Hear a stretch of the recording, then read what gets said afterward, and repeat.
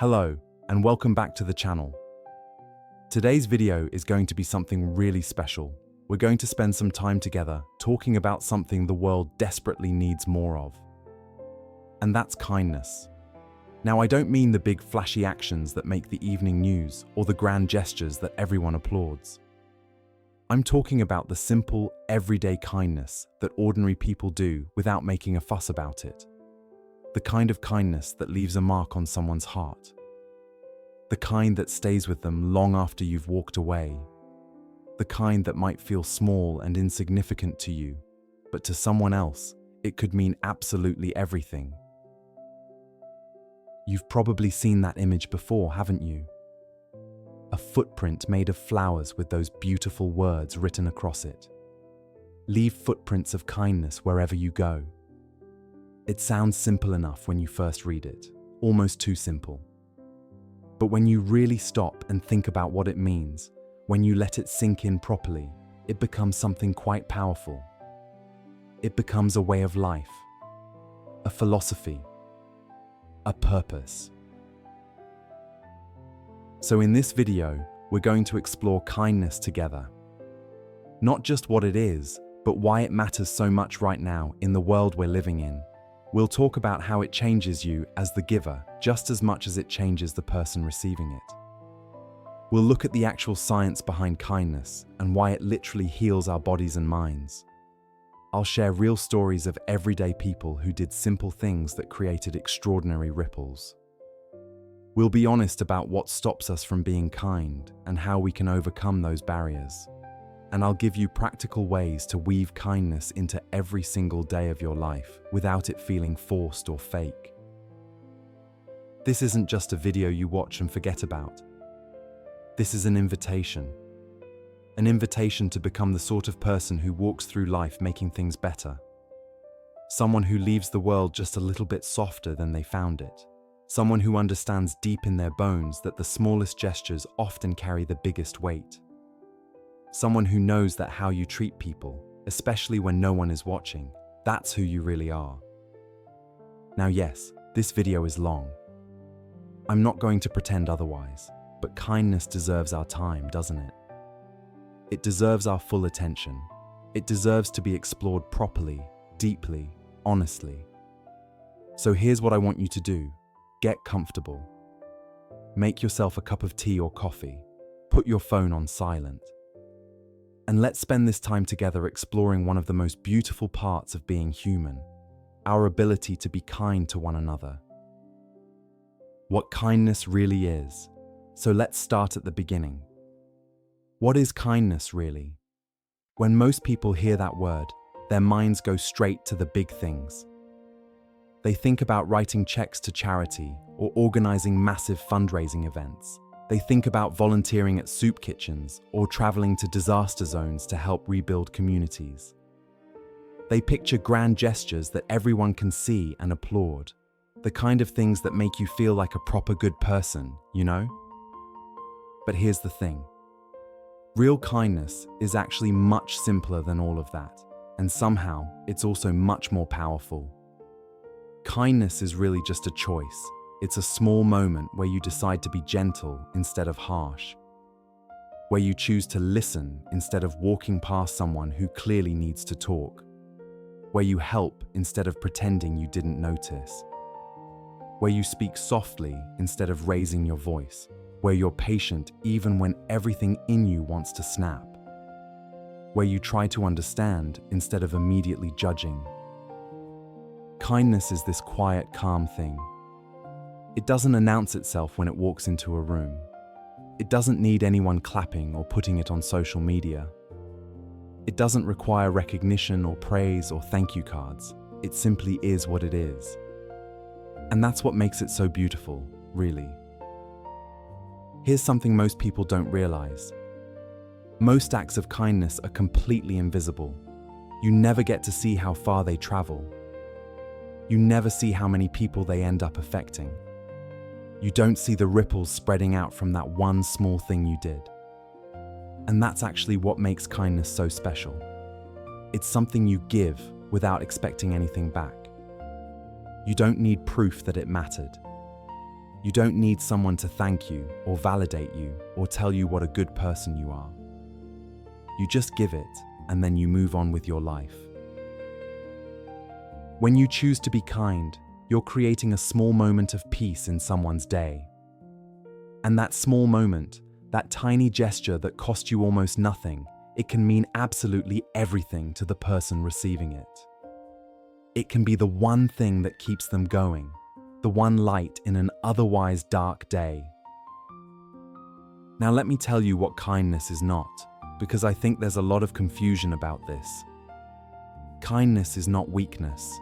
I need you to hear that properly. Being kind doesn't make you soft or naive or a pushover.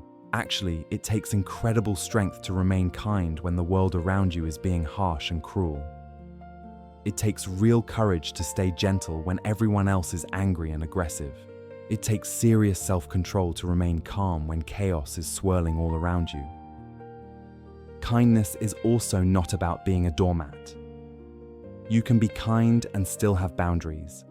You can be kind and still say no when you need to. You can be kind and still protect yourself from people who want to take advantage. These things aren't opposites. They work together. In fact, the kindest thing you can do sometimes is set a clear boundary. And kindness isn't about being nice all the time either. Nice is surface level. It's about being pleasant and agreeable and never rocking the boat. But kindness goes so much deeper than that. Sometimes the kindest thing you can do is tell someone a difficult truth they need to hear. Sometimes kindness means letting someone face the natural consequences of their actions instead of rescuing them. Sometimes kindness means giving someone space to figure things out instead of smothering them with help they didn't ask for. Real kindness is intelligent. It pays attention. It reads the room and understands what's truly needed in that moment.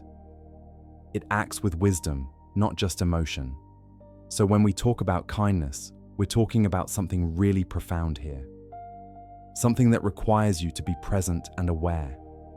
Something that asks you to step outside yourself for a moment and truly see another human being as they actually are. Why the small things matter most. You know what I've noticed? People really underestimate small acts of kindness. They think, oh, it's just holding a door open for someone. It's just a smile. It's just saying hello to someone you pass on the street. It's just letting someone with 2 items go ahead of you when your trolley is overflowing. They use that word, just. Just this, just that. Like it barely counts. But there is no just in kindness. Every small act carries real weight. Let me paint you a picture of what I mean. Think about the simple things people do every day without giving them much thought. Someone holds a door open for the person walking behind them. Someone lets another person go ahead in the queue when they only have a couple of items. Someone smiles at a stranger who looks absolutely exhausted. Someone says thank you and actually means it, putting real feeling into those words instead of just tossing them out automatically. Someone checks on a friend who's been unusually quiet lately. Someone gives another person time to speak without jumping in and interrupting. Someone sends a text out of nowhere saying, "Hope your day is going okay." Someone helps carry something heavy without being asked. Someone is patient with another person who's clearly struggling with something.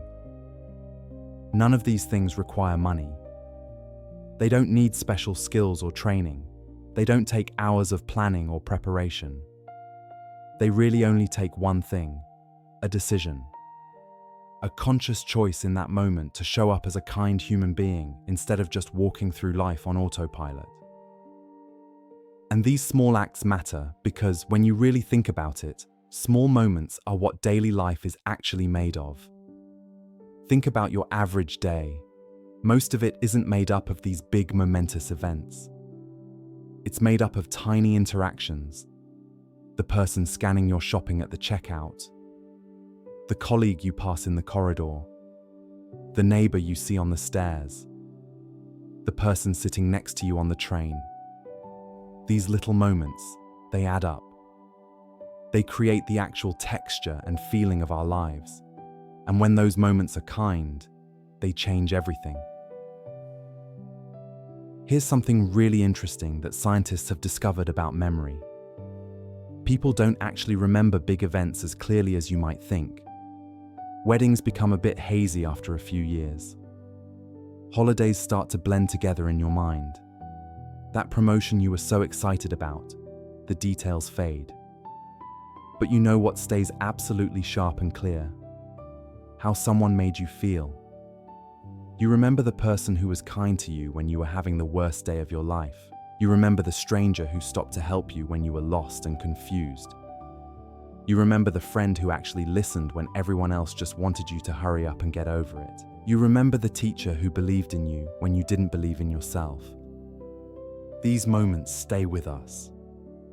They become woven into who we are. They shape how we see the world and how we see ourselves. So when you do a small act of kindness for someone else, you might be creating a memory they'll carry with them forever. You might be the reason they smile years from now when they think back to that moment. You might be the person who restored their faith in humanity when they were about to give up on people completely. All from something small, all from something simple, all from a choice you made that probably took you less than a minute. The many faces of kindness. Kindness comes in so many different shapes and forms. Some of them are soft and gentle like a whisper. Some of them are strong and protective like a shield. Some of them are quiet and almost invisible. Some of them are bold and impossible to miss. The point is that kindness isn't just one single thing. It adapts. It changes. It becomes whatever is needed in that particular moment for that particular person. Let me talk about listening for a moment, because I think this is one of the most powerful forms of kindness and also one of the most overlooked. In a world where everyone wants to speak, where everyone has an opinion they're desperate to share, where everyone is competing for airtime, truly listening to someone is revolutionary. I mean really listening. Not just waiting for your turn to talk. Not planning what you're going to say next while they're still speaking. Not judging them in your head or thinking about how you would have handled it differently. Just listening, being fully present with them. Giving them your complete attention. When you truly listen to someone like this, you're saying something incredibly powerful to them without using any words at all. You're saying, "You matter. Your words matter. Your feelings are valid. I'm here with you right now." Most people go through life feeling unheard. They speak, but no one really listens. They share, but no one truly cares. They open up, but people turn away, or change the subject, or make it about themselves. So when you give someone the gift of your full attention, when you really listen to them, you're giving them something that's become quite rare in our modern world. Then there's the kindness of giving space, which sounds contradictory at first. How can leaving someone alone be kind? But sometimes people need quiet. Sometimes they need time to themselves. Sometimes they need to be alone with their thoughts to process what they're going through. And respecting that, understanding that, honoring that, well, that's a form of kindness too. Not everyone needs to be fixed. Not everyone needs advice. Not everyone needs solutions. Sometimes people just need space to breathe, space to feel what they're feeling, space to heal in their own time and in their own way. Wise kindness knows when to step in and when to step back. It knows when to reach out and when to let go. It knows that sometimes the most loving thing you can do is give someone room to exist without any pressure or expectations. This requires real sensitivity. You have to pay attention to what people actually need rather than just assuming you know what's best for them. And then there's the kindness of honest truth. This is a difficult one because we often confuse kindness with just telling people what they want to hear. We think being kind means making everything sound nice and never saying anything that might upset someone, but real kindness tells the truth. Not cruelly, not brutally, but gently, carefully, with genuine love and concern. If a friend is making a terrible mistake, kindness doesn't just sit there silently and watch it happen. It speaks up. It says, "I'm worried about you. I care about what happens to you, and I need to be honest with you about what I'm seeing."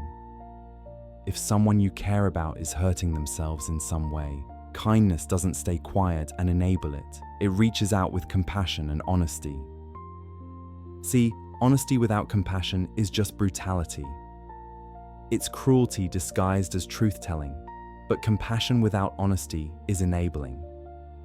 It's allowing someone to continue down a destructive path because you're too afraid or too uncomfortable to say what needs to be said. True kindness finds the balance between these two things. It tells the truth in a way that heals rather than harms. It speaks difficult words wrapped in love rather than judgment. The tone of your voice is another form of kindness that people often overlook. You can say the exact same words to someone in 10 different ways, and each way will land completely differently. Think about the simple phrase, "What do you want?" If you say it with irritation in your voice, with annoyance, with that edge of frustration, it pushes people away. It makes them feel like they're bothering you. But if you say those exact same words with warmth, with genuine interest, with kindness, it invites them in. It makes them feel welcome. The words are identical, but the energy behind them is completely different. Kind people understand this deeply. They understand that how you say something matters every bit as much as what you say. They pay attention to their tone. They choose warmth when someone needs comfort. They choose gentleness when someone is fragile. They choose strength when someone needs support. But whatever tone they choose, it's always delivered with respect, always with dignity, always with humanity. And staying calm, oh, this is perhaps one of the hardest forms of kindness there is. Responding with patience instead of anger, choosing understanding instead of frustration, remaining steady when everything in you wants to explode or walk away or lash out.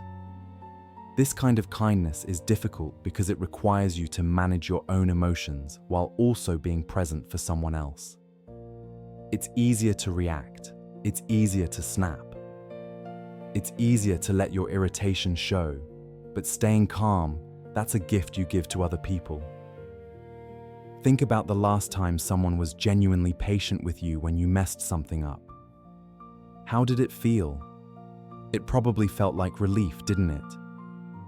Like you could breathe again.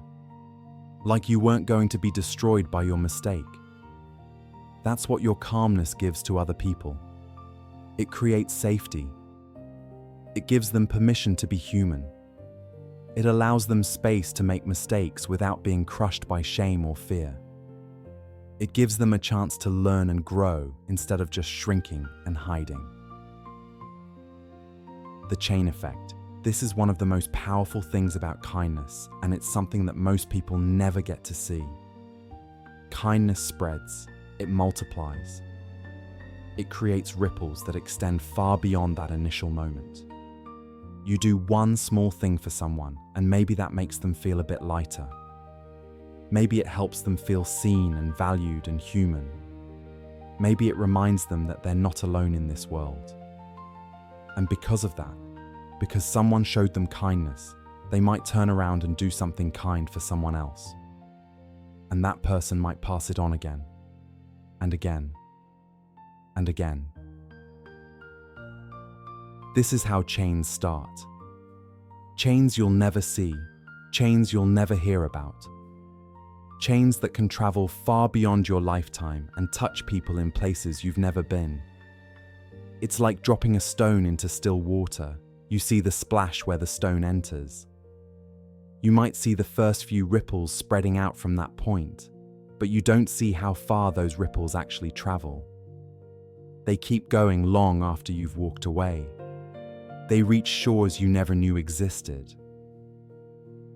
Let me tell you a story that illustrates this beautifully. There was a teacher named Mr. Harrison who taught English in a small secondary school. He was the kind of teacher who genuinely cared about his students, not just about whether they could analyze Shakespeare, but about them as human beings. One day, he noticed a boy sitting alone at lunch every single day. The boy's name was David. David was quiet, kept his head down, didn't talk to anyone. He ate his lunch alone and then disappeared into the library until afternoon classes started. Now, Mr. Harrison could have just ignored this. It wasn't really his problem, was it? David wasn't causing trouble. He wasn't disrupting class. He was just a quiet kid who preferred to be alone.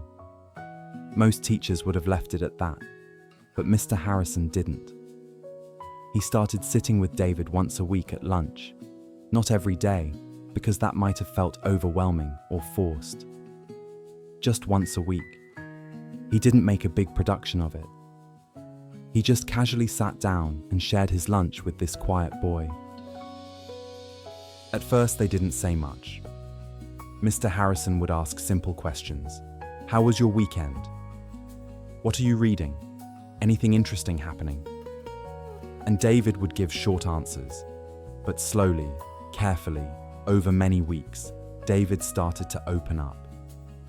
He talked about feeling different from the other kids, about not fitting in anywhere, about feeling like he didn't matter to anyone, about the weight he was carrying that no one else could see. Mr. Harrison just listened. He didn't try to fix everything with some inspiring speech. He didn't try to force David to join clubs or make friends or change who he was. He just listened. And sometimes he would say simple things like, "You matter. You matter to me. And you matter to this world, even if you can't see that yet." Years passed. Mr. Harrison eventually retired from teaching. He probably thought about David from time to time, but he had taught hundreds of students over his career. David was just one of many. Life moved on. But 20 years later, Mr. Harrison received a letter. It was from David. In that letter, David explained something that Mr. Harrison had never known. David wrote that during that year, when Mr. Harrison sat with him at lunch, David had been planning to take his own life. He had the plan worked out. He had the means ready. He was just waiting for the right moment, building up the courage to go through with it. But then this teacher started sitting with him. This one adult who seemed to notice him, who seemed to care whether he existed or not. And those weekly lunch conversations, as simple and ordinary as they seemed, they gave David a reason to keep going for one more week. And then another week. And another. Until gradually, slowly, David started to believe that maybe his life did have value. Maybe he did matter. Maybe he could survive this darkness he was in. David's letter went on to explain what happened next. He finished school. He went to university. He became a doctor. And as a doctor, he'd helped hundreds of patients over the years. He'd saved lives. He'd comforted the dying. He'd supported families through their darkest moments. But that wasn't all. David had also started a support group for young people struggling with mental health. He'd become a volunteer counselor. He'd spoken at schools about depression and suicide prevention. He'd probably saved dozens of young lives through his work. And all of this, every single bit of it, existed because a teacher chose to sit with a lonely kid at lunch. Mr. Harrison never knew how close David was to the edge. He never knew that his simple act of kindness literally saved a life. And he certainly never knew about the hundreds of other lives that were touched because that one life was saved. That's the chain effect. That's the power of kindness multiplied across time and space and lives you'll never meet. You are doing this too, whether you realize it or not. Every smile you give to a stranger who looks sad, every patient word you speak to someone who's struggling, every gentle action you take when harshness would be easier, every moment of kindness is a stone dropped into water. And you might only see the splash, you might only see that immediate moment. But the ripples are spreading. They're traveling further than you can imagine. They're touching lives you'll never know about. Think about it like planting seeds. When you plant a seed, you don't see it grow immediately. You might plant it and walk away and never see what becomes of it. But that seed grows anyway. It becomes a plant. That plant produces flowers or fruit. Those flowers attract bees. That fruit feeds birds. The birds spread more seeds. And before you know it, there's a whole garden, an entire ecosystem that exists because someone planted one seed years ago. Your acts of kindness are seeds. Plant enough of them throughout your life, and you leave behind gardens you never knew existed. How kindness changes the giver. When you practice kindness regularly, something remarkable happens inside you. It's not just that you feel good for a moment after helping someone. It's deeper than that. It's more permanent. Kindness actually changes who you are at a fundamental level. It changes your brain chemistry. It changes your emotional patterns. It changes how you see the world and how the world sees you. Let me start with what happens in your brain when you're kind. Scientists have studied this extensively, and the findings are fascinating. When you perform an act of kindness, your brain releases a cocktail of chemicals that are essentially natural happiness drugs. You get a surge of dopamine, which is the same chemical that makes you feel good when you eat chocolate or achieve a goal. You get oxytocin, which is sometimes called the bonding hormone because it creates feelings of connection and warmth. You get serotonin, which regulates mood and creates feelings of well-being. And you get endorphins, which are natural painkillers that create a sense of euphoria. This isn't just feel-good psychology. This is actual brain chemistry. Your brain is physically rewarding you for being kind. And there's a reason for that. Humans evolved as social creatures. We survived as a species not because we were the fastest or the strongest, but because we cooperated. We helped each other. We formed communities. The tribes that worked together and cared for each other survived and thrived. The tribes that were selfish and cruel died out. So our brains literally evolved to reward kindness because kindness kept us alive. But it goes beyond just a momentary chemical high. When you practice kindness regularly, you're actually rewiring your brain. You're creating new neural pathways that make kindness easier and more automatic over time. It's like learning any other skill. The first time you do something new, it takes conscious effort. You have to think about it. You have to remind yourself. But the more you practice, the more natural it becomes. Eventually it becomes second nature. Your brain has literally changed its structure to make that behavior the default. This shows up in very practical ways in your daily life. Your stress levels go down. When you're kind, your body produces less cortisol, which is the stress hormone that causes all sorts of health problems when it's chronically elevated. Your blood pressure drops. Your heart rate steadies. Your immune system gets stronger. People who regularly practice kindness literally have healthier bodies. They're sick less often. They heal faster. They even age more slowly. Kindness is medicine for your body. Your mood improves too, and not just in the moment. Your baseline level of happiness goes up. You become a naturally happier person. Not because your circumstances changed, not because you won the lottery or achieved some great success, but because you changed how you interact with the world. There's something called helper's high, which is a real psychological phenomenon. After helping someone, people report feeling a surge of positive emotions that can last for hours or even days. And the more you help others, the more your overall mood stabilizes at a higher level of contentment. You also become more patient.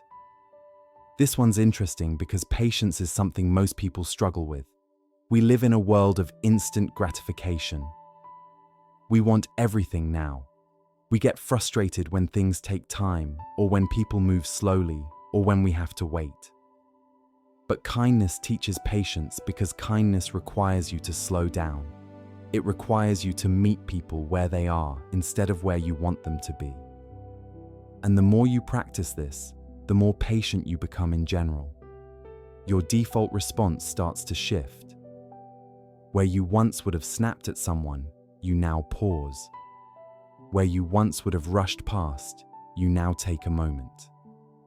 Your brain is literally learning patience through the practice of kindness. Your confidence grows too, which might seem surprising. How does being kind make you confident? But think about what happens when you consistently act with kindness. You prove something to yourself. You prove that you're a good person. You prove that you can make a positive difference in the world. You prove that you have value that isn't based on what you own or how you look or what you've achieved. You have value because of who you are and how you treat people. This builds genuine self-worth from the inside out. It's confidence that can't be shaken by external circumstances because it's rooted in your character. Your relationships get stronger as well. Kind people attract other kind people. They build deeper connections and more meaningful friendships. There's a reason for this. Kindness creates safety. When people know you'll treat them with gentleness and respect, they open up. They share more of themselves. They trust you with their vulnerabilities. They invest more deeply in the relationship. And relationships built on a foundation of kindness last. They weather the inevitable storms. They survive conflicts and misunderstandings. They grow deeper and richer over time. You also feel less lonely, even if your circumstances don't change much. Loneliness isn't really about being alone. Plenty of people are surrounded by others and still feel desperately lonely. Loneliness is about feeling disconnected, feeling like you don't matter, feeling invisible. But when you practice kindness, you connect with the world in a real way. Every interaction becomes meaningful. The barista who knows your order and smiles when they see you. The neighbor who says good morning every day. The colleague who checks in on how you're doing. These small threads of connection weave together to create a sense of belonging. You're part of something larger than yourself. And perhaps most importantly, you develop a deeper sense of meaning and purpose. One of the most fundamental human needs is to feel like your life matters, like you're here for a reason, like you have something to contribute. Kindness gives you that. Every single day. You don't need to cure cancer or solve world hunger to have purpose. You just need to make someone's day a little better, to leave things slightly improved, to be a source of light instead of adding to the darkness. That is purpose. That is meaning. That is a life well lived. So you see, kindness isn't just something nice you do for other people. It's something you do for yourself too. It makes you healthier, happier, more patient, more confident, more connected, and more fulfilled. Kind people aren't kind because their lives are easy or because they have it all figured out. They're kind because they've discovered that kindness is how you build a good life from the inside out. Why the world needs this now? Let's talk about the state of the world right now. Life today is faster than it's ever been. We're connected to more people than any generation in human history, yet somehow we feel more disconnected than ever. We have more ways to communicate, but less real communication. We have more information, but less understanding. We have more material comfort, but less inner peace. Something has gone terribly wrong somewhere along the way. People are stressed.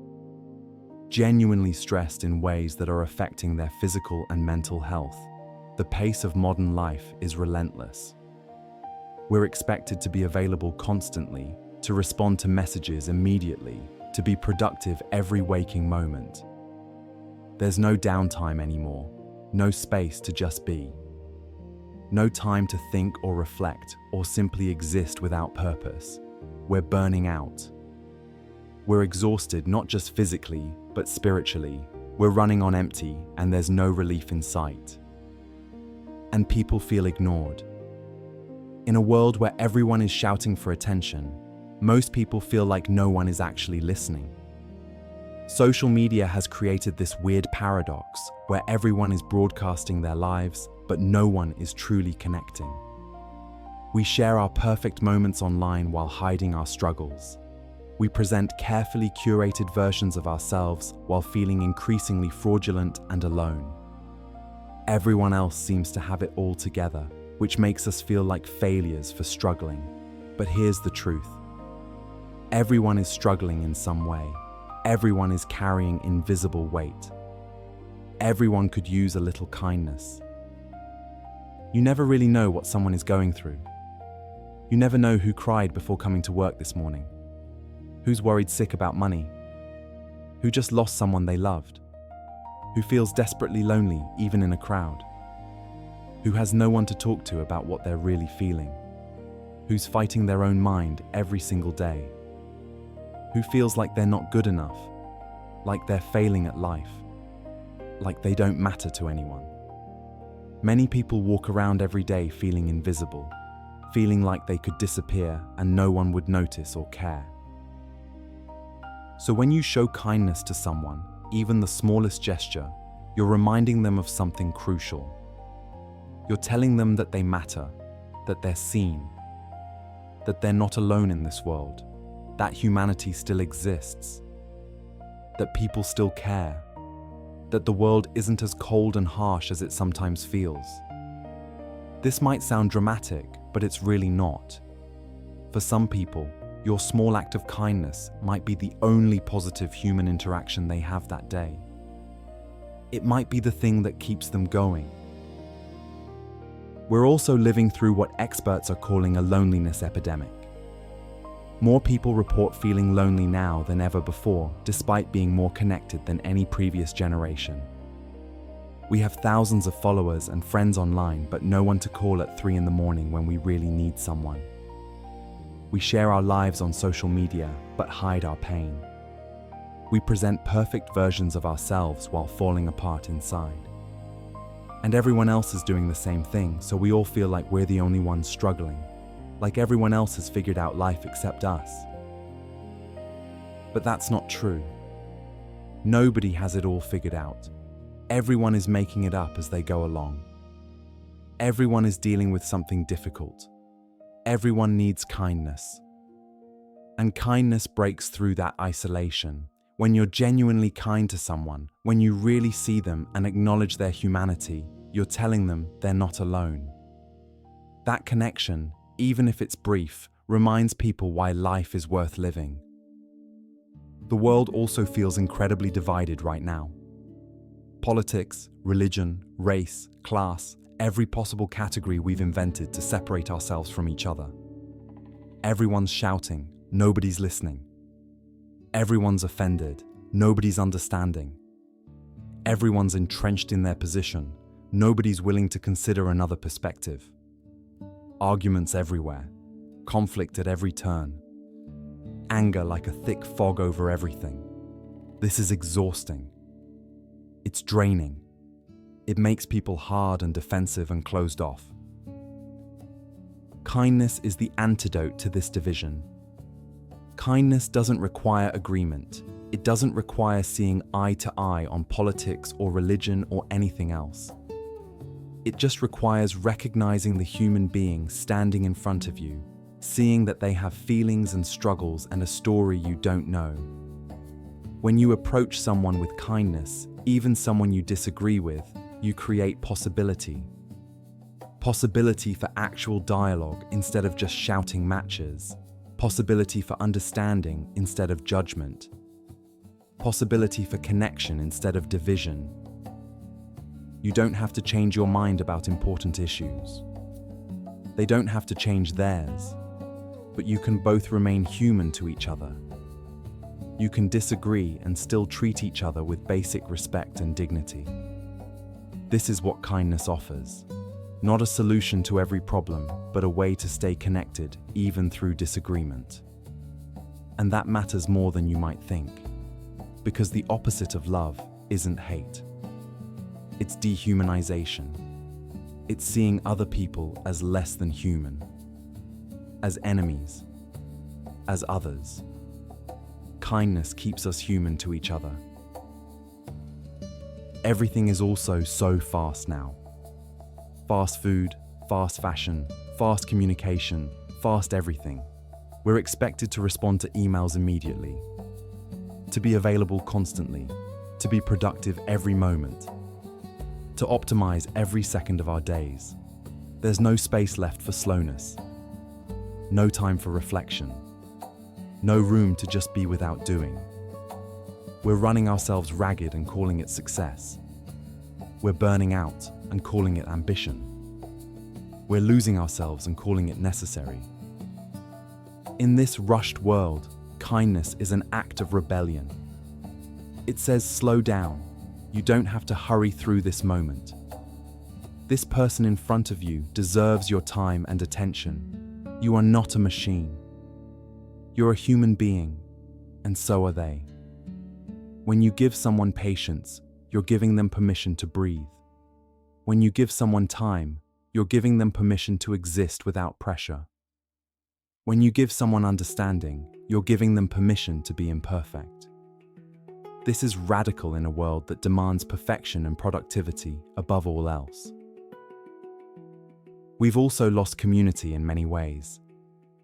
We used to live in villages where everyone knew everyone, where people looked out for each other, where help was always nearby.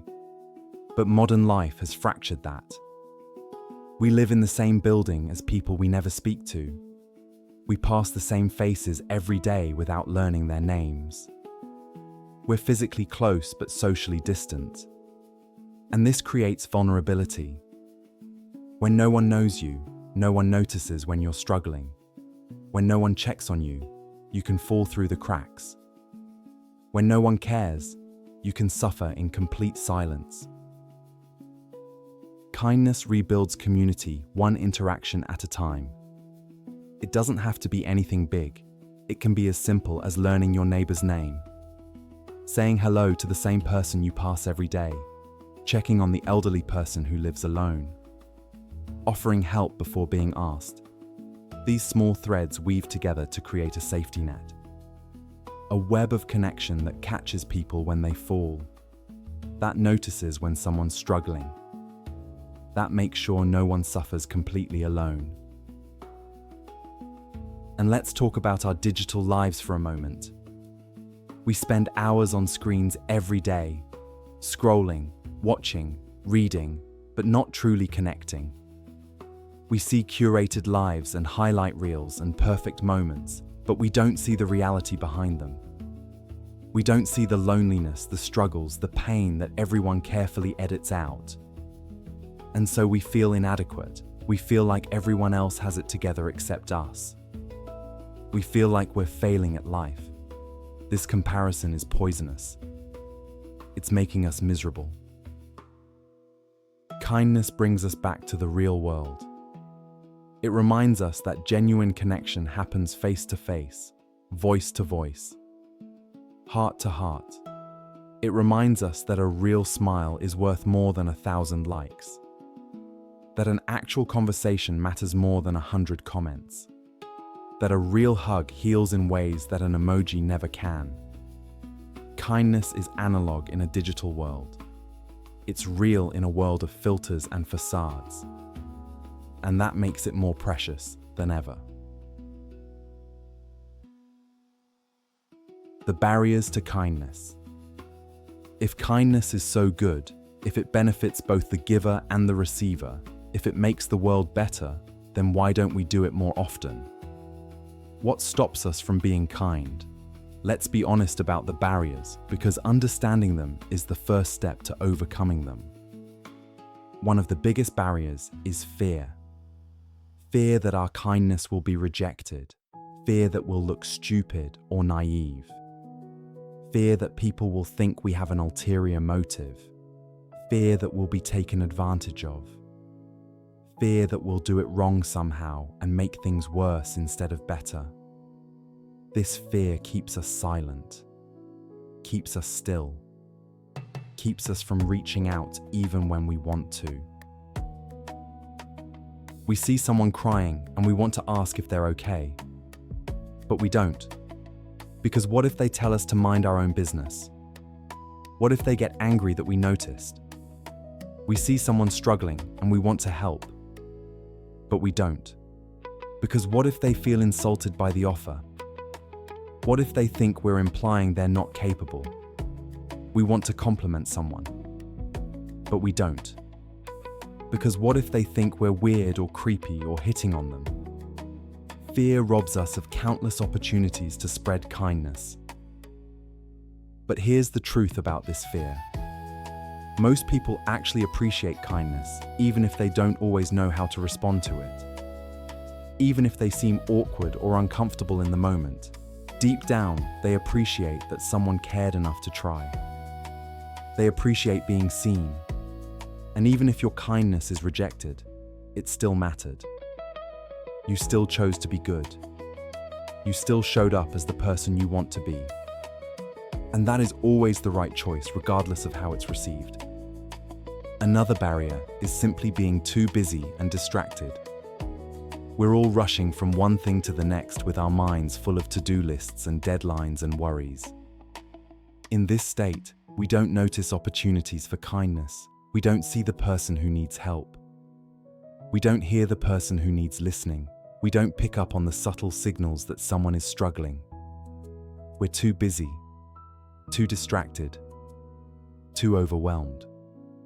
Kindness requires presence. And presence requires slowing down enough to actually see what's in front of you. Then there's self-centeredness, which is uncomfortable to admit, but we all struggle with it. Sometimes we don't act kindly because we're too focused on ourselves, on our own problems, our own needs, our own desires. We forget that other people exist, or we remember, but we don't care as much as we should. This isn't about being a bad person. It's about being human. We all get wrapped up in our own world sometimes. The antidote is awareness. Noticing when we're being self-centered. Gently redirecting our attention outward. Reminding ourselves that we're part of a larger world and we can make that world better. Past hurt creates another barrier. Some people hold back from kindness because they've been hurt before. They were kind and people took advantage. They were generous and people exploited them. They were open and people betrayed them. So they built walls. They decided it's safer to be hard than to be kind. And this is understandable. It really is. But it's also sad because it means that someone else's cruelty stole your kindness. And the world needs your kindness. You can be kind and still protect yourself. You can be kind and still have boundaries. Wisdom and kindness can coexist. In fact, they must. Cynicism is another barrier. Some people believe that kindness doesn't really matter, that it won't change anything, that the world is too broken, that people are too selfish, that things have gone too far. This cynicism is a defense mechanism. It protects you from disappointment, from feeling like your efforts are pointless. But cynicism is also a prison. It keeps you small, keeps you disconnected, keeps you from experiencing the joy of making a difference. The truth is that your kindness does matter, even if you never see the results, even if it feels like a drop in the ocean. Every drop counts. Every act of kindness shifts the world slightly toward the light. And even if it doesn't change the whole world, it changes someone's world. And that is enough. That is always enough. And sometimes we're just exhausted, too tired, too drained, too depleted. We have nothing left to give. This is real, and it's important to honor. You cannot pour from an empty cup. You cannot give what you don't have. Rest is not selfish. Protecting your energy is not unkind. Sometimes the kindest thing you can do is take care of yourself. Recharge. Restore. So that you can show up again when you're ready. Kindness is meant to be sustainable. It's not about martyring yourself or burning out for others. It's about giving from a place of overflow rather than depletion. Overcoming the barriers. So how do we move past these barriers? How do we choose kindness despite the fear, despite the busyness, despite the past hurt and present exhaustion? Let me offer some practical ways to overcome these obstacles. Start small. You don't have to change the entire world today. You don't have to save everyone. You just have to do one small thing. Hold one door. Give one smile. Say one kind word. That's it. Start there. Let it be easy. Let it be simple. Let it be doable. Once you start, momentum builds. Kindness becomes more natural. But you have to start somewhere, and small is the perfect place to begin. Practice noticing. Set an intention each morning to notice opportunities for kindness throughout your day. Just notice. You don't even have to act on all of them at first. Just train yourself to see them.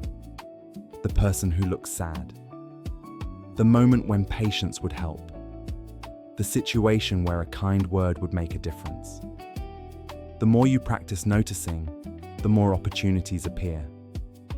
It's like when you buy a new car and then suddenly you see that model everywhere. They were always there. You just weren't looking for them. Same with kindness opportunities. Reframe how you think about rejection. Instead of worrying about what if they think I'm weird, think about what if I'm the only person who shows them kindness today. Instead of fearing what if they reject me, think even if they do, I still chose to be good and that matters.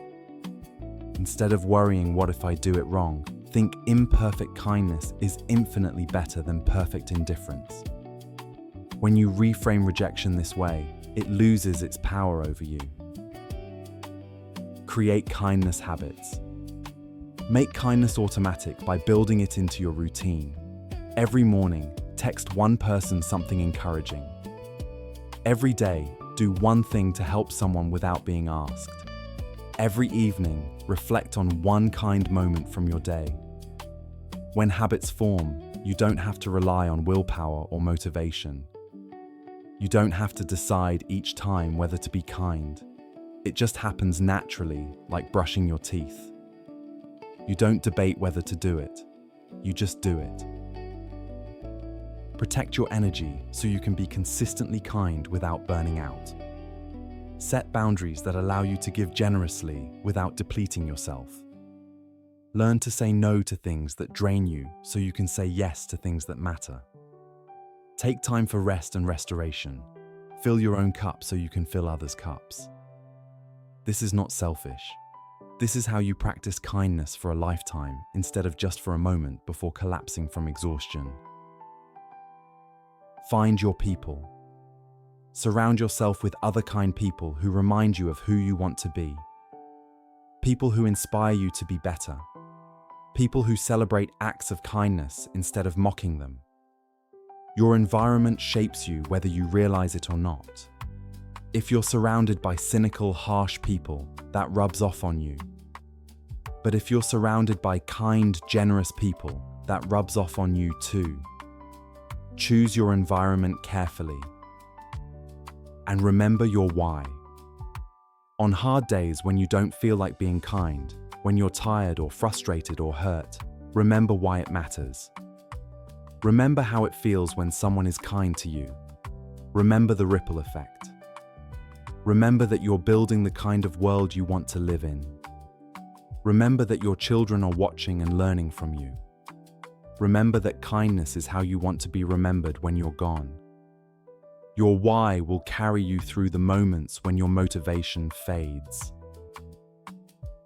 Stories of kindness. Let me share some real stories with you.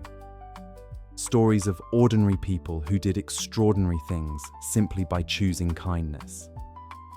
These stories remind us what humans are capable of when we decide to be good. There's a bridge in Melbourne that became known for suicides. It's a tragic place with a tragic reputation. But there was a man named Don Ritchie who lived right next to this bridge for 50 years. And during those 50 years, Don saved at least 160 people from jumping. Think about that number. 160 lives. How did he do it? He didn't have special training.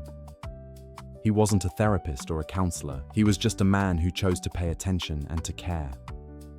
Whenever Don saw someone standing at the edge of that bridge, he would walk over to them. He wouldn't shout at them or lecture them.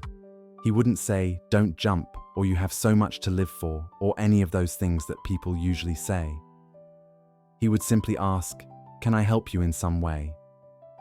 Or he would say, "Why don't you come and have a cup of tea with me?" Just simple, gentle, kind invitations. And then he would take them to his home. His wife would make tea. They would sit and talk, sometimes for hours. He didn't preach. Didn't try to fix everything with advice. Just listened. Just cared. Just reminded people that someone saw them. That someone cared whether they lived or died. Don died in 2012. At his funeral, people came from all over the world. People he had saved decades earlier. People who went on to have families and careers and full, rich lives. All because one man chose to be kind to strangers. Don never thought he was doing anything special. He said once that he just thought he was being a good neighbor. But his simple kindness saved hundreds of lives. And think about all the children those people went on to have. All the people they helped in their own lives. All the ripples spreading out from Don's kindness. The impact is immeasurable. Then there's the story of a boy named Kevin who grew up in poverty. His father was absent. His mother worked 3 jobs just to keep a roof over their heads. Kevin wore the same clothes all week. He came to school hungry most days. Other kids noticed and made fun of him for it. He sat alone at lunch. His grades were poor because it's hard to concentrate on learning when your stomach is empty and you're worried about whether there will be food at home. Then Kevin got a teacher named Miss Chen. Miss Chen noticed Kevin in a way that other teachers hadn't. She really saw him. And she decided to do something about it. She started bringing extra lunch every day. She would say to Kevin, "I packed too much today. Would you like some?" Making it seem like she was doing him a favor rather than the other way around. She accidentally left school supplies on his desk. Too many pens, too many notebooks. Would you use these for me? She stayed after school to help him catch up on his work. "I have time," she would say. "Let's work together." She never made him feel like charity. Never made him feel small or pitiful or less than. She just made him feel seen and valued and capable. Kevin's grades improved. His confidence grew. He started to believe that maybe he could have a different life than the one he'd assumed was his destiny. Years later, Kevin became a teacher himself. And he did for his students exactly what Miss Chen had done for him. He noticed the kids others overlooked. He helped without making them feel lesser. He gave what he had been given. Today, Kevin runs a program that provides school supplies and meals to thousands of children living in poverty. He's changed countless lives, and it all started because one teacher chose to see one struggling boy and help him with quiet, dignified kindness. Think about that. One teacher's kindness multiplied across decades and thousands of lives. This is what's possible. Or consider the story of a businessman named Blake who built a successful company and made millions. He had everything money could buy: mansion, luxury cars, expensive holidays, all of it. But he felt empty inside. He would look at his wealth and think, what's the point of all this? Then his daughter asked him a simple question. She said, "Dad, what do you want people to say about you when you die?" That question stopped him cold. He realized he didn't want to be remembered for his money. He wanted to be remembered for his impact, for what he gave, not what he accumulated. So Blake did something radical. He sold his mansion, sold his expensive cars, sold most of his possessions, and he used that money to build schools in impoverished areas, to fund medical clinics, to create job training programs. He didn't do it quietly either, not because he wanted credit, but because he wanted to inspire other wealthy people to do the same. He started a movement encouraging wealthy individuals to give while they're alive, rather than leaving it all in their wills, to see the impact of their generosity, to experience the joy of giving, to leave footprints of kindness before they leave the earth. Blake's movement has inspired hundreds of wealthy people to give away billions of dollars. His kindness multiplied and continues to multiply, all because he asked himself what really mattered and then acted on the answer. And let me tell you about Marie. Marie was 78 years old, living alone after her husband died. She could have spent her days feeling sorry for herself, watching television, waiting for visits from her children. No one would have blamed her. But Marie noticed something. Many children in her neighborhood went home to empty houses after school, parents working late. No one to make them dinner. No one to ask about their day. No one to help with homework. So Marie started cooking extra food every afternoon. Lots of extra food. Children started knocking on her door. She would feed them. She would ask about school. She would help with homework if they needed it. She would hug them before they left. For 20 years, Marie did this. 20 years of feeding the neighborhood kids. Hundreds of children passed through her kitchen over those 2 decades. She didn't have much money. Her pension was modest. But she gave what she had: food, time, love, attention. When Marie died, her funeral was absolutely packed. Adults who had been children in her kitchen came from all over the country. They shared stories and cried together and thanked her family. Many said that Marie was the only adult who truly cared about them when they were kids. The only one who made them feel like they mattered, the only safe place they had. One woman gave her dinner table and changed hundreds of lives. That's the power of consistent, simple kindness over time. One more story. In a large hospital, there was a janitor named James. He cleaned floors for 40 years. He could have done his job quietly, invisibly, just putting in his time and going home. But James decided his job was about more than cleaning. He learned every staff member's name, every doctor, every nurse, every patient on his floors if they were there long enough. He greeted them by name, asked about their families, celebrated birthdays, comforted grieving families, encouraged overwhelmed nurses, thanked tired doctors, made patients laugh. James turned cleaning into ministry. When James retired, the hospital threw him a massive party. Hundreds of people came. Doctors and nurses and former patients shared stories of how James had impacted them. One doctor said, "James saved my career. I was ready to quit from burnout."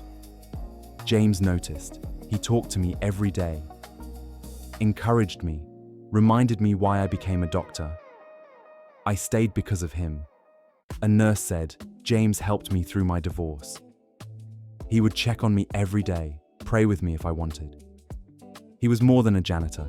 He was a counselor, a friend, a father figure. A former patient said, I was in the hospital for months. I was depressed. Wanted to give up.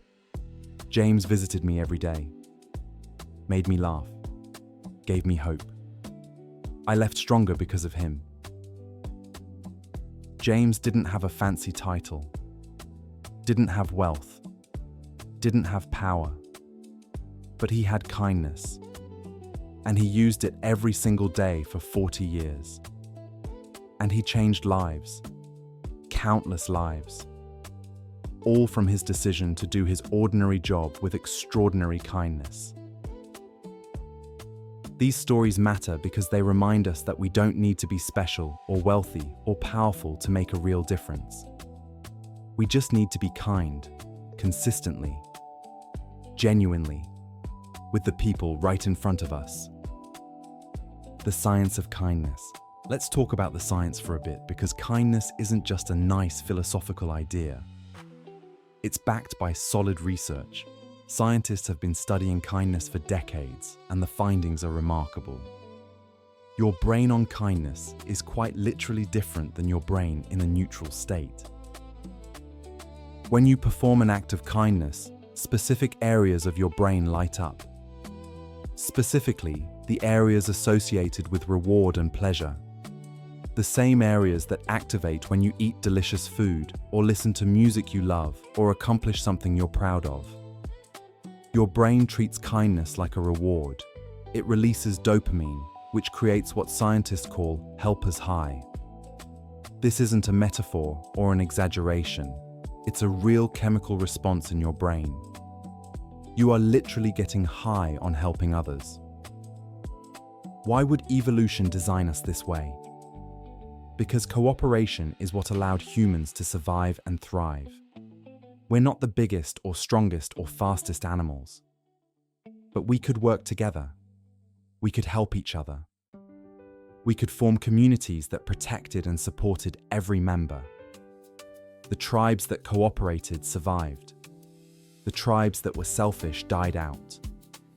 So our brains evolved to reward cooperative behavior. Kindness is hardwired into us at a biological level. But it's not just your brain that benefits. Your body does too. Studies have shown that people who regularly practice kindness have lower blood pressure, better heart health, stronger immune systems, less inflammation throughout their bodies.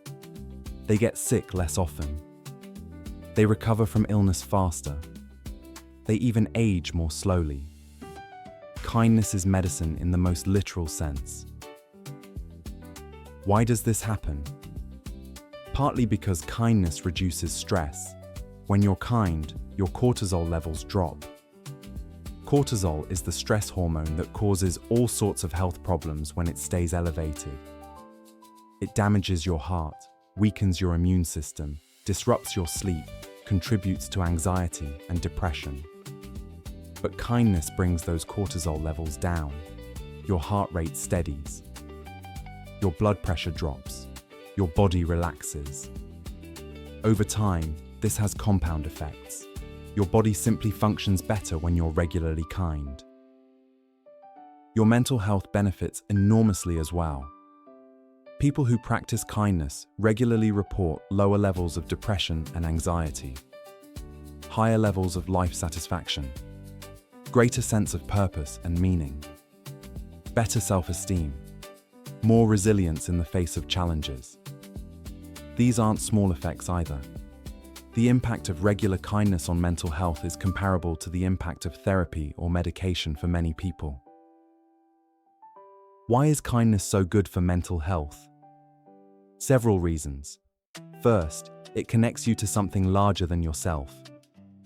Depression often comes from feeling disconnected and purposeless.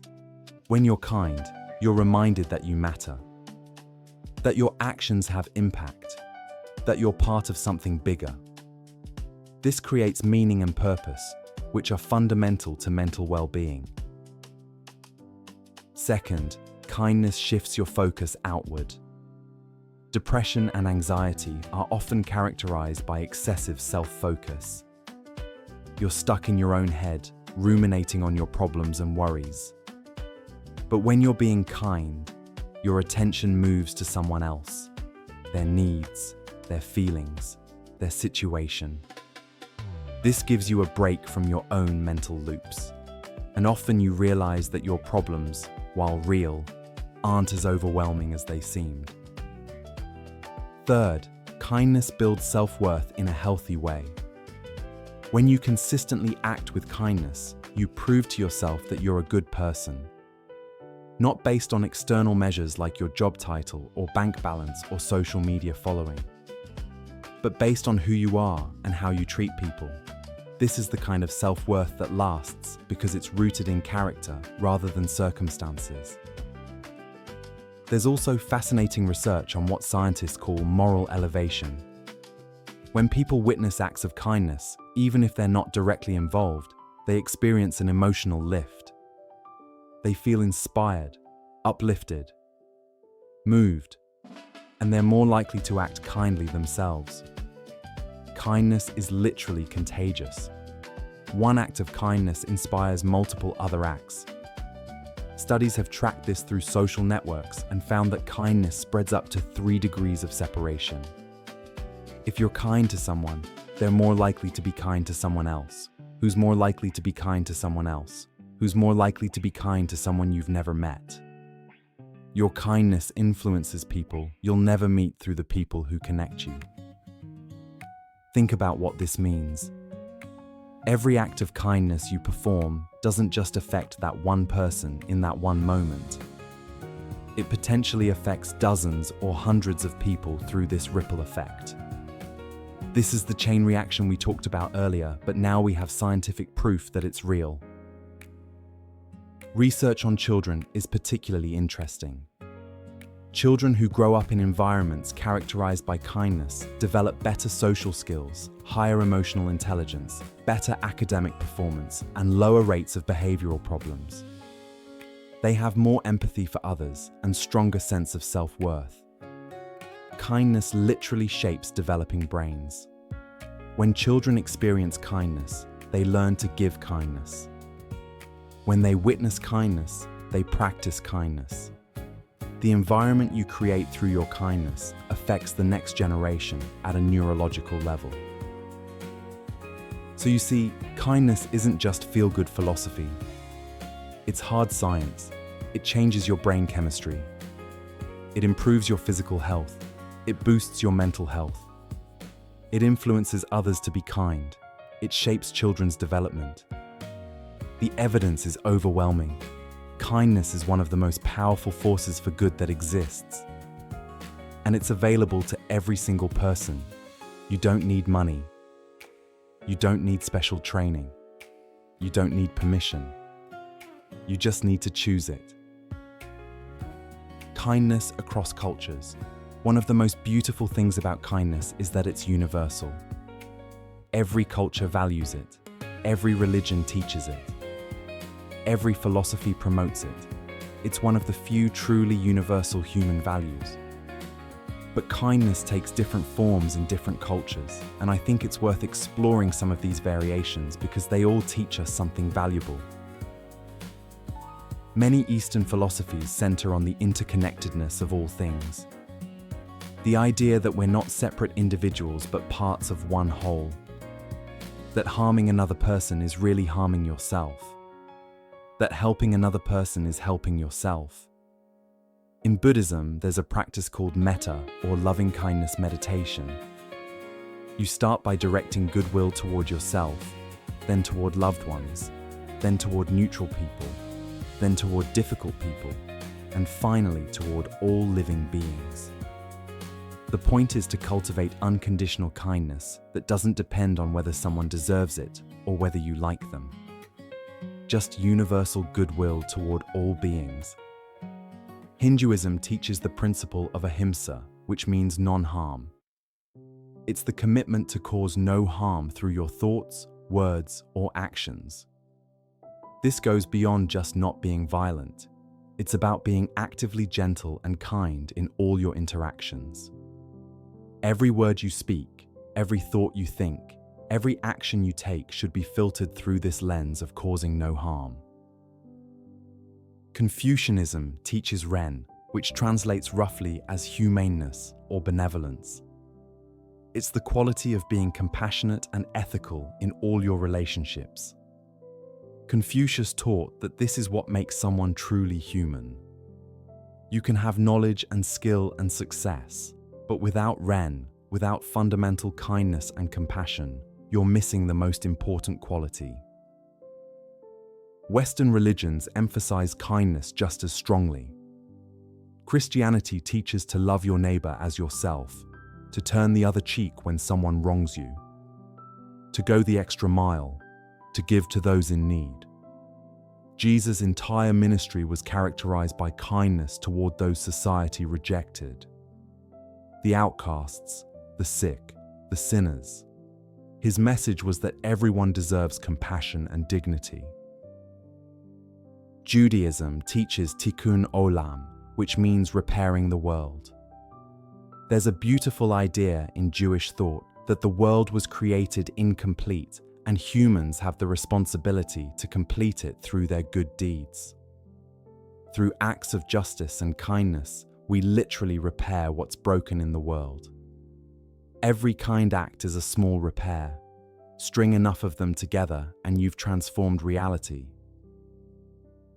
Islam teaches ihsan, which means excellence in faith and conduct. Part of ihsan is treating others with kindness and respect, regardless of who they are. There's a hadith that says you should worship God as if you see Him, because even if you don't see Him, He sees you. This creates an awareness that your actions matter, that someone is always watching, and therefore you should always act with kindness and integrity. Greek philosophy placed virtue at the center of a good life. Aristotle taught that the ultimate goal of human existence is eudaimonia, which is often translated as flourishing or well-being. And you cannot flourish alone. You flourish through community, through helping others, through being good. Kindness isn't separate from a good life. It's fundamental to it. Indigenous cultures around the world have deep traditions of kindness and reciprocity. Many Native American cultures teach the principle of 7 generations. When making decisions, you should consider how those decisions will affect the next 7 generations. This is kindness extended across time. It's caring for people you'll never meet. Your great-great-great-great-great-grandchildren, making choices that honor their future well-being. Aboriginal Australian cultures teach Dadiri, which is a practice of deep listening. It's about quiet awareness, being fully present with another person without judgment or agenda. Just listening deeply, hearing not just their words, but their spirit. This is kindness as presence, as attention, as truly seeing another human being. African philosophy includes Ubuntu, which roughly translates as I am because we are. Your humanity is tied to the humanity of others. You cannot be fully human alone. You need community, and you contribute to community through kindness, through helping others, through recognizing that we're all in this together. The common thread across all these diverse cultures and philosophies is clear. Kindness is valued everywhere. It's taught in every tradition. It's seen as essential to being fully human. This isn't a coincidence. This isn't cultural conditioning. This is fundamental truth about what it means to be human. We are social creatures who need each other, and kindness is the glue that holds us together. Kindness and wisdom. Let's talk about something important. Kindness is not the same as being naive. It's not about being a pushover or letting people walk all over you. True kindness is wise. It knows when to give and when to hold back. It knows when to help and when to let someone face natural consequences. It knows when to be soft and when to be firm. Knowing when to say yes is part of wisdom. Sometimes kindness absolutely means offering help, giving your time, sharing your resources. But wise kindness knows which requests to say yes to. You say yes when your help will truly benefit the person in the long run. When you have the capacity to give without depleting yourself dangerously. When the request is reasonable and respectful. When your help will empower the person rather than just enabling them. You say yes to things that support growth and healing and independence. But knowing when to say no is equally important. Sometimes the kindest thing you can do is refuse to help. This sounds harsh, but think about it. If someone is asking you to enable their addiction, the kind thing is to say no. If someone is trying to manipulate you, the kind thing is to set a boundary. If someone needs to face the consequences of their actions to learn and grow, the kind thing is to step back and let that happen. If you're being asked to carry responsibility that belongs to someone else, the kind thing to yourself and to them is to refuse. No can be kind. When it's honest, when it protects, when it creates space for growth that wouldn't happen if you rescued someone from their choices. This is hard because it feels unkind in the moment. The person might get angry or hurt or accuse you of not caring. But real kindness cares about long-term well-being, not just immediate comfort. Tough love is still love. Sometimes the kindest thing is to be honest, even when the truth is difficult. If a friend is in an abusive relationship, kindness doesn't ignore it. Kindness speaks up. I'm worried about you. This isn't healthy. I'm here when you're ready to leave.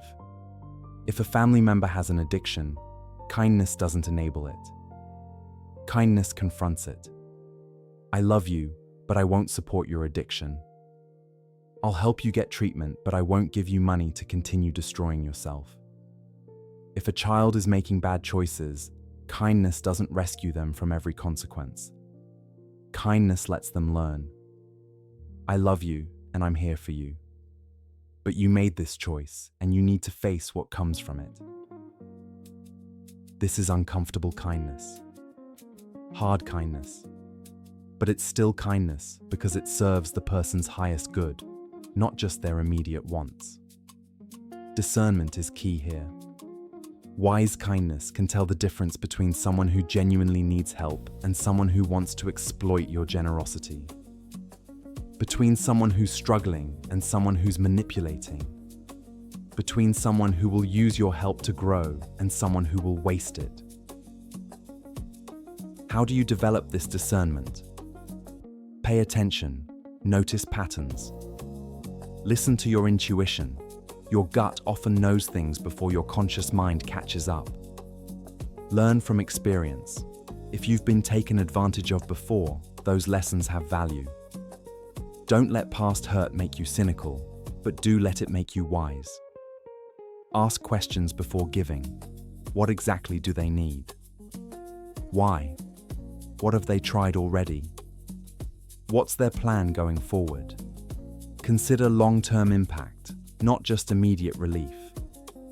Will this help actually help, or will it just postpone a reckoning they need to face? Seek wisdom from people you trust. Talk to friends or mentors who know you and care about you. Get perspective. And remember that kindness to yourself enables kindness to others. You cannot be sustainably kind to others if you're being cruel to yourself. If you're ignoring your own needs, depleting yourself, carrying more than any human can reasonably carry. Wise kindness includes self-kindness, knowing your limits, honoring your needs, resting when you're exhausted, saying no when you truly cannot. This is not selfish. This is how you practice kindness for decades instead of burning out in weeks. When kindness is tested, kindness is easy when life is easy. when people are pleasant, when circumstances are in your favor. But the real test of kindness comes in difficult times, when people are hard to deal with, when circumstances are unfair, when you're hurt or angry or exhausted. These are the moments that reveal who you truly are. When someone hurts you, this is perhaps the hardest test. Someone treats you badly, says something cruel, betrays your trust, takes advantage of your generosity. Your natural human response is to hurt them back, to close off. To become hard and defensive, this is normal. But kindness can coexist with protecting yourself. You can be kind and still address the harm. You can be kind and still set boundaries. You can be kind and still end relationships that are toxic. What does kindness look like in this situation? It looks like speaking up about the harm without attacking the person's character. What you said hurt me. I need you to know that. It looks like setting clear boundaries without cruelty. I can't continue in this relationship if this behavior continues. Here's what needs to change. It looks like choosing not to retaliate. Not because they deserve your kindness, but because you deserve peace. Revenge doesn't heal you, it just perpetuates cycles of hurt. Kindness breaks those cycles. When you're angry, really angry, kindness doesn't mean suppressing that anger. Anger is a valid emotion, it's often appropriate. But kindness means expressing that anger without cruelty. You can be angry and still kind. You state your anger as fact. I'm angry about this. You explain what caused it. When you did this, it made me feel this way. You seek resolution. Here's what I need going forward. But you don't attack the person's character. You don't exaggerate or distort what happened. You don't seek to punish them beyond what's fair. Kind anger is powerful because it addresses the problem without destroying the relationship. It's honest without being cruel. When you encounter difficult people, people who drain your energy and complain constantly and never seem satisfied, kindness doesn't mean letting them consume all your time and energy. It means maintaining boundaries while still treating them with basic human respect. You don't have to be best friends with difficult people. You can limit your exposure to protect your peace. But when you do interact, you're still polite, still respectful, still treating them like a human being deserving of dignity. When you witness injustice, when you see people being treated badly, discriminated against, harassed, abused, exploited, kindness might look different than you expect. Sometimes kindness to the victim means being firm with the perpetrator. Standing up, speaking out, intervening, reporting. Kindness is not passive. It's not about avoiding conflict at all costs. Sometimes kindness is active resistance to cruelty. Sometimes kindness is protection. Sometimes kindness demands justice. And when you're completely exhausted, when you have nothing left to give, when even small acts of kindness feel impossible, the kindest thing you can do is acknowledge that. It's okay to not be kind sometimes. It's okay to be too tired. It's okay to need to focus entirely on yourself for a while. You're human, not a machine, not a saint. Humans have limits. Honor those limits. Rest. Restore, and return to kindness when you're able. Your legacy. One day, you will die. This isn't meant to be morbid, it's just reality. We all die eventually. The question is, what will you leave behind? Not your money, because that gets spent or fought over or donated. Not your possessions, because they get sold or thrown away or forgotten in attics. Not your achievements, because eventually every achievement is surpassed or becomes irrelevant. What lasts is how you made people feel, the kindness you showed, the way you treated others, That is your legacy. People will remember you, but what will they remember? Will they remember that you were kind, that you listened, that you helped without being asked, that you cared about them, that you made them feel valued and seen and important? Or will they remember that you were harsh, dismissive, selfish, that you made them feel small, that you made them feel invisible, that you made their life harder? You're choosing this legacy right now, today. With every interaction, every choice, every moment. You're writing the story people will tell about you after you're gone. Your kindness doesn't end when you die. It continues through the people you touched, who touch other people, who touch still more people. Your kindness echoes through generations. A child you encouraged grows up to encourage other children. A person you helped in crisis learns to help others in crisis. A friend you supported through dark times gains the strength to support others through their darkness. Your kindness multiplies long after you're gone. This is real immortality. Not living forever, but impacting forever. When you're old, when you're looking back on your life from your final years, you won't care about most of what you stressed about during your working years. The money you made won't seem important. The status you achieved won't matter. The things you accumulated will seem pointless. The arguments you won will be forgotten. What will matter is whether you loved well, whether you gave generously, whether you helped people, whether you made a positive difference, whether you left the world better than you found it. Those are the questions that matter at the end. And the time to answer them is now, not someday. Imagine your funeral. I know that's uncomfortable, but do it anyway. What do you want people to say about you? What do you want them to remember? Now work backwards from that. If you want them to say you were kind, be kind now. If you want them to say you helped people, help people now. If you want them to say you made a difference, make that difference now. Your legacy is not something you create at the end of your life. It's something you create every single day with every single choice. Teaching kindness.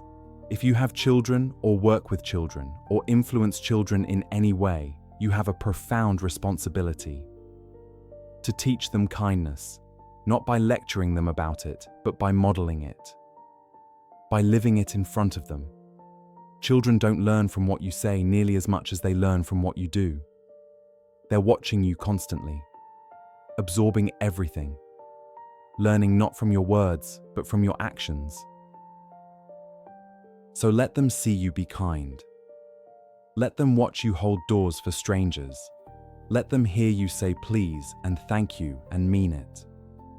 Let them observe you helping someone who's struggling.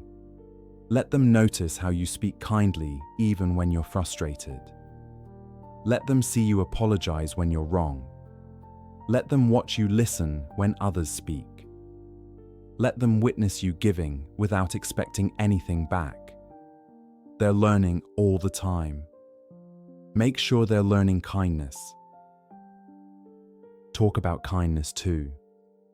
When they do something kind, acknowledge it and explore it with them. I saw you share your toy with your friend. That was kind. How do you think that made them feel? When they witness kindness from others, discuss it. Did you see how that person helped? Why do you think they did that? When they see unkindness, use it as a teaching moment. How do you think that person felt when that happened? What could have been done differently? Make kindness a conscious topic of conversation, not just something that happens in the background. Create opportunities for them to practice kindness. Volunteer together as a family. Help a neighbor together. Make cards for elderly people in care homes. Donate toys they've outgrown. Bake cookies for the postman. Give them concrete chances to act with kindness and see the impact of those actions. Teach them that kindness is strength, not weakness. In a world that often confuses the two, make sure they know the truth. Kindness takes courage. Kindness takes strength. Kindness is power. Anyone can be cruel. That's easy. But staying kind in a hard world, that takes real strength. Let them be proud of their kindness. Let them see it as their superpower. And critically, teach them kindness to themselves. This is so important. Teach them to speak to themselves with the same gentleness they'd show a friend. To be patient with their mistakes, to celebrate their efforts, not just their achievements. To rest when they're tired, to ask for help when they need it. Self-kindness creates kind humans. Self-cruelty creates people who then spread that cruelty to others. Also teach them that kindness has boundaries. Being kind doesn't mean being a doormat. You can be kind and still say no. You can be kind and still protect yourself. You can be kind and still speak up when something's wrong. Kindness and self-respect are partners, not opponents. When you teach a child kindness, you're not just shaping one life, you're shaping generations. Because those children will teach their children, and their children will teach their children. Kindness becomes family culture. It becomes identity. It becomes legacy. Global kindness. Kindness starts small and personal, but it doesn't have to stay there. It can scale from individual to global, from your immediate circle to the entire world. Once you've cultivated kindness in your daily life, you can extend it further in ways that have broader impact. You can support organizations doing good work, charities feeding the hungry, groups housing the homeless, programs educating children in poverty, initiatives protecting the environment. Your money, your time, your voice can all support kindness on a larger scale than you could manage alone. You become part of something bigger than yourself. Your consumption choices are kindness choices too. Every purchase is a vote. You can choose companies that treat workers fairly, that don't exploit, that give back, that care about impact and not just profit. You can avoid companies that are cruel, that exploit, that destroy. Your wallet is powerful. Use it kindly. Environmental kindness extends beyond humans to animals, to nature, to the planet itself. Choosing to reduce waste is kind. Choosing to protect habitats is kind. Choosing to consider future generations is kind. Every small choice adds up. Plastic bags or reusable, fast fashion or sustainable clothing, wasteful consumption or mindful consumption. These are all kindness questions. Politics can be an expression of kindness too. When you vote, you're making kindness choices. Policies that help vulnerable people are kind. Policies that exploit them are not. Programs that lift people up are kind. Programs that push them down are not. Your vote matters.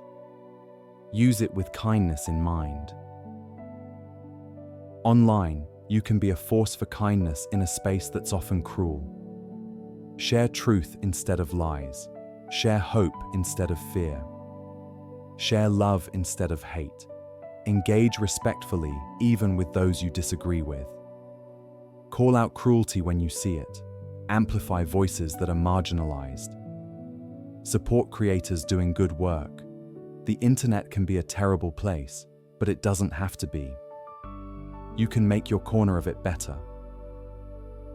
When global crises happen, earthquakes and floods and wars and famines, you can respond with kindness. Donate to relief organizations. Raise awareness. Volunteer if possible. Even if you can't do much, do something. Because doing something is always better than doing nothing. We live in a global community now. What happens in one place affects everywhere. Your kindness can ripple across borders, across oceans, across cultures. You might never meet the people you help, but you help them nonetheless. Your daily practice. Let's get really practical now. How do you actually weave kindness into every day? How do you make it a consistent practice instead of just an occasional nice gesture? Start your mornings with intention. Before you even get out of bed, think about how you want to show up today. Today, I will look for opportunities to be kind. Today, I will be patient with people. Today, I will leave places better than I found them. This sets your mental frame. It primes you to notice and act on kindness opportunities throughout the day. Send one encouraging text to someone each morning. Just one, anyone. A friend, family member, colleague, just something simple like thinking of you, hope your day goes well. Small but meaningful. During your commute, whether you're driving or taking public transport or walking, notice opportunities for kindness. Let someone merge in traffic. Give up your seat. Hold a door. Smile at people you pass. Say good morning to the bus driver. Help someone with a heavy bag. These moments cost you nothing, but they make the daily grind more human. At work, kindness transforms the environment. Actually listen in meetings. Thank people for their work. Help a colleague who's overwhelmed. Be patient with mistakes. Give credit generously. Offer encouragement. Include people who are left out. Stand up for people who are being treated badly. Choose collaboration over competition. Work doesn't have to be cutthroat. Your kindness makes it bearable. If you eat with others, be present. Put your phone away. Ask about their day and really listen. If you're cooking, cook with love. If someone else cooked, thank them sincerely. If you eat alone, be kind to yourself. Take time to nourish your body properly. Don't rush through meals. When you're running errands, be kind to people serving you. Be patient. Say please and thank you. Don't rush people. Don't complain unnecessarily. Clean up after yourself. Return shopping trolleys. Hold doors. Let people with fewer items go ahead. These small courtesies make public spaces more pleasant for everyone. End your day with reflection. Think about where you showed kindness today, where you could have been kinder, who you could reach out to tomorrow. This reflection helps you learn and grow, helps you become more consistently kind. Set a weekly kindness challenge. Something specific and measurable. This week, I'll compliment 5 different people. This week, I'll help someone without being asked. This week, I'll reconnect with someone I've lost touch with. This week, I'll do something kind for a stranger. Making it specific makes it actionable. Once a month, do something bigger. Volunteer somewhere. Donate to a cause. Organize a neighborhood cleanup. Visit someone lonely. Mentor someone. Something that takes more time and effort. This keeps kindness from being just small gestures. It becomes part of your larger life. Consider keeping a kindness journal. Just a simple record of kind things you do and kind things done to you. This serves multiple purposes. It helps you notice kindness more. It reinforces the habit. It lifts you up on hard days. It shows you patterns. It reminds you of your impact. You don't have to write much. Just a line or two. But it's powerful over time. Difficult relationships. Some relationships are easy to be kind in. Others are genuinely challenging. Let's talk about how to practice kindness, even in difficult relationships. With people you don't particularly like, you can still be kind. You don't have to be best friends. You don't have to spend time with them voluntarily. But you can treat them with basic respect and courtesy. this is not really for them. It's for you. Because being cruel, even to people you don't like, makes you uglier inside. Being kind, even to people you don't like, keeps you beautiful inside. With people who have hurt you, kindness looks different. It doesn't mean pretending the hurt didn't happen. It doesn't mean staying in a harmful relationship. It doesn't mean letting them hurt you again. It means not seeking revenge, not talking badly about them unnecessarily, not wishing them active harm, treating them civilly if you must interact, and eventually, if possible, forgiving them. Not for their sake, but for yours. Because unforgiveness is a prison you put yourself in. It weighs you down. It keeps you chained to the past. Forgiveness sets you free. With family you struggle with, kindness is complicated because of all the history and patterns and expectations and old wounds tangled together. Kindness in family looks like setting boundaries without cruelty, communicating honestly but gently, showing up when it truly matters, forgiving small slights, choosing peace over being right, loving them even when you don't particularly like them. Family kindness is long-term. It's not about every moment being perfect. It's about the overall pattern being characterized by care. With people who drain you emotionally, kindness includes kindness to yourself. Limiting your exposure, keeping interactions brief, protecting your peace. You can care about someone and still create distance. You can be kind without being constantly available. These things are not contradictory. They're both necessary for sustainable kindness. Self-kindness. We've talked so much about being kind to others. But let's focus on being kind to yourself because this is foundational. If you're cruel to yourself, your kindness to others will eventually collapse. It won't be sustainable.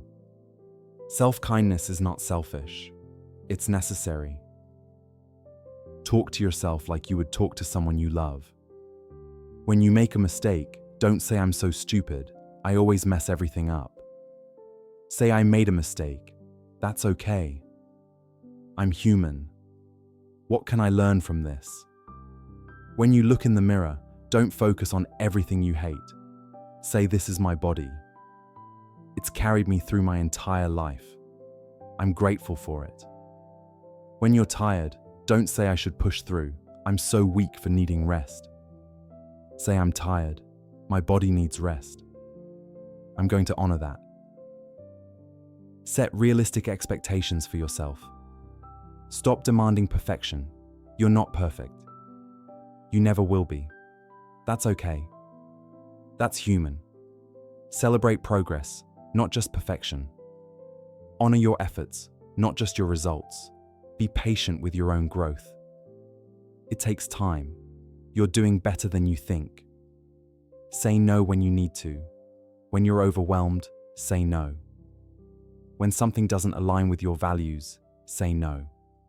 When you don't have capacity, say no. You don't owe everyone an explanation. You don't have to justify taking care of yourself. Choose things that nourish you. Food that makes you feel good. Movement that energizes you.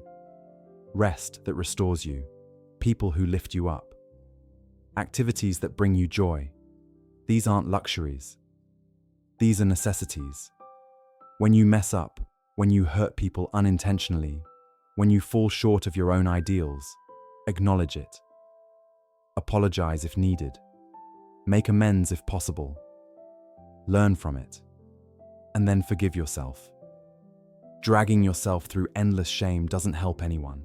Learn and move forward. That's all any of us can do. The transformation. When you practice kindness consistently over time, you become someone different. Fundamentally different. You become calmer. Not because your life gets easier, but because you've learned to respond instead of react. to pause instead of snap, to breathe instead of explode. This calmness becomes your baseline. Life still throws challenges at you, but you handle them with more grace. You become more genuinely confident. Not the loud, look at me confidence, but quiet, solid, unshakable confidence. Because you know who you are, you know what you value, you know how you treat people, and you're proud of it. This confidence doesn't need external validation, it just is. You become happier. Not fleeting happiness from getting what you want, but deep contentment from being who you want to be. People who practice kindness regularly report higher life satisfaction. Not because their circumstances improved, but because they improved. They became the sort of person they respect. And that creates happiness from the inside out. You feel more connected to humanity, less alone, less separate, less isolated. You see yourself in others. You see others in yourself. You understand that we're all struggling, all trying, all doing our best. This understanding creates compassion. Compassion creates connection. Connection creates belonging. You become more patient with yourself, with others, with life. You stop demanding that everything happen immediately. You trust the process. You understand that growth takes time, healing takes time, change takes time. You give people space to figure things out. You give yourself space too. This patience reduces stress and anxiety and frustration dramatically. You become more loving in a universal sense. Not just romantic love, but the kind of love that sees the humanity in everyone. Even people who are hard to love. Even people who don't love you back. Even people who don't deserve it. You love them anyway. Not because they're good, but because you are. You become more peaceful internally. The kind of peace that radiates outward and affects everyone around you. People feel calm in your presence. They feel safe. They feel like they can breathe. You become a peaceful presence in a chaotic world. And that is a gift to everyone who knows you. You become wiser. Kindness requires wisdom, and practicing kindness develops wisdom. You learn to read people, to understand motivations, to see beneath surfaces. You learn when to give and when to withhold, when to speak and when to stay silent, when to act and when to wait. This wisdom makes you effective, makes your kindness count, makes your life rich with understanding. And you become free.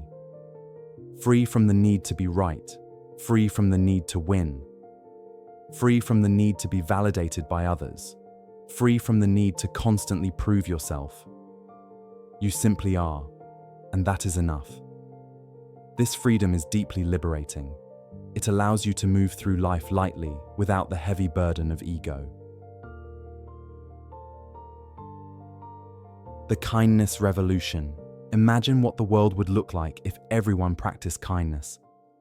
Not perfectly, not constantly, but regularly, intentionally, genuinely. There would be so much less conflict. Disagreements would still happen, but they'd be handled differently. With respect, with listening, with genuine attempts to understand instead of just win. We wouldn't be trying to destroy each other. We'd be looking for common ground. There would be so much less loneliness.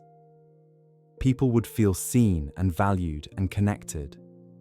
The isolation epidemic would shrink because people would actively reach out, check on each other, include each other, care about each other. No one would have to suffer in complete silence because someone would notice, someone would care, someone would help. There would be less violence because much violence comes from feeling dehumanized. When people feel seen and valued, they're less likely to lash out, less likely to hurt others, less likely to hurt themselves. Kindness doesn't solve every cause of violence, but it addresses many root causes. There would be more trust. We'd assume good intentions until proven otherwise. We'd give people the benefit of the doubt. We'd believe the best about each other. This trust would make society function better.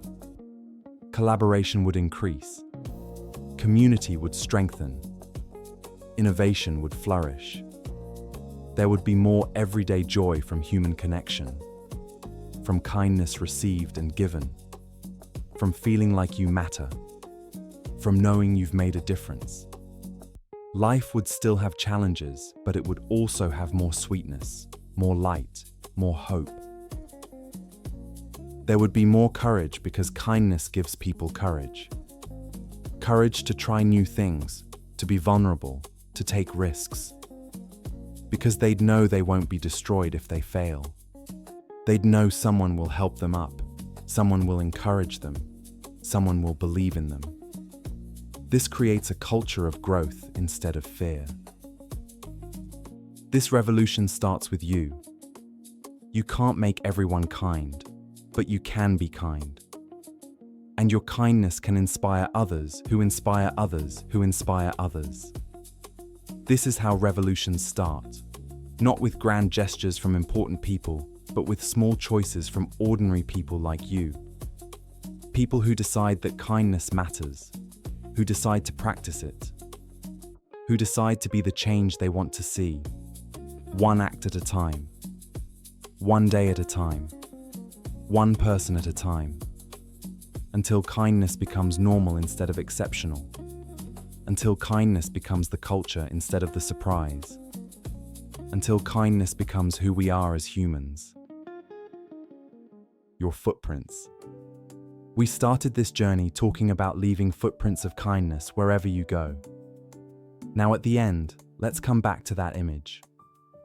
When you walk through life, you leave marks, traces of your existence. Proof that you were here. The question is, what kind of marks are you leaving? Your footprints tell a story. Did you walk with care or did you trample? Did you walk toward people or away from them? Did you walk alongside those who struggled or did you walk past them? Did your footprints lead somewhere beautiful or somewhere destructive? Every interaction is a footprint. Every word is a footprint. Every choice is a footprint. What story are your footprints telling? The beautiful thing about kindness footprints is that you don't see most of them. You don't see how far they reach. You don't see who they touch. You don't see the chain reactions they create. You just walk, you just live, you just choose kindness. And your footprints spread out behind you in ways you'll never know. Touching lives, changing paths, creating hope. All invisible to you, but very real to others. You can't control how long your footprints last. Time erases everything eventually, but you can control what they look like while they exist. Whether they're kind or cruel, helpful or harmful, beautiful or ugly, that is your choice every day, every moment, every interaction. Your footprints don't just affect others, they create a path for you to walk. If you leave kind footprints, you create a kind path. A path that's easier to walk because people respond to kindness with kindness. What you put out comes back. None of us walks alone. We're all on this journey together, walking side by side, sometimes ahead, sometimes behind, sometimes crossing paths, sometimes walking parallel. Your footprints intersect with others' footprints, creating patterns, creating connections, creating community. When you leave kind footprints, you make it easier for others to walk kindly. You show them it's possible. You inspire them to try. You create a culture of kindness, one footprint at a time. The final word. We're at the end now. We've explored kindness from every angle. What it is, why it matters, how to practice it, what it does to you and others, the obstacles and how to overcome them, the science and the stories, the personal and the universal. Now it comes down to one thing. Will you do it? This is your moment. Right now, as you're listening to this, you have a choice. You can let this information wash over you. Think that's nice. And then forget about it. Return to life as usual. Or you can decide right now, right here, that kindness will be your way. Not perfectly, not magically, but intentionally, consistently, genuinely. Start today. Not tomorrow, not next week. Not when you're less busy. Today. Before you finish this video, think of one person you can reach out to. And reach out. Hi, I was thinking about you. Hope you're doing okay. That's it. That's your first intentional act of kindness. Simple but powerful. Then tomorrow, do another small thing. And the next day, another. Build the habit. Build the practice. Build the life. One kind choice at a time. Notice the changes.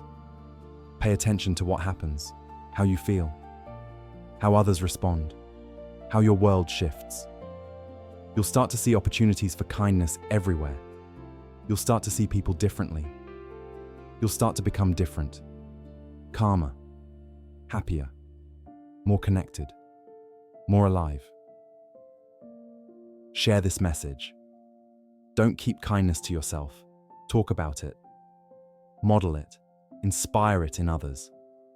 Not by preaching, but by living, by being an example, by showing that it's possible, by proving that it matters. This is how we change the world. Not through grand gestures, not through waiting for someone else to do it, but through ordinary people making extraordinary choices. To be kind every day in small ways that add up to something massive. You are that person. You have the power, you have the ability. You have the opportunity right now, today, in this very moment, to leave footprints of kindness wherever you go, to make the world softer, to make life sweeter, to make humanity better. Will you? That's the only question that matters now. Will you choose kindness? Will you practice it? Will you live it? The world is waiting. Not for a hero, not for a saint, not for someone perfect, but for you. Exactly as you are, choosing to be kind. One small act at a time, one small moment at a time, one small footprint at a time, until the beach behind you is covered in flowers.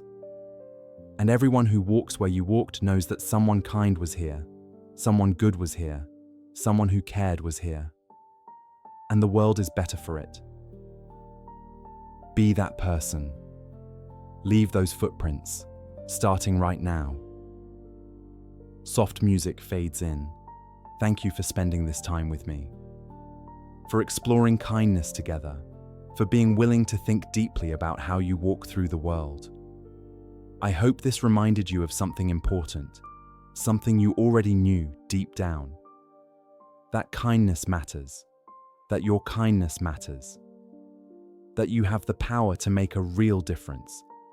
Share this with someone who needs encouragement, with someone who's struggling, with someone who wants to be better.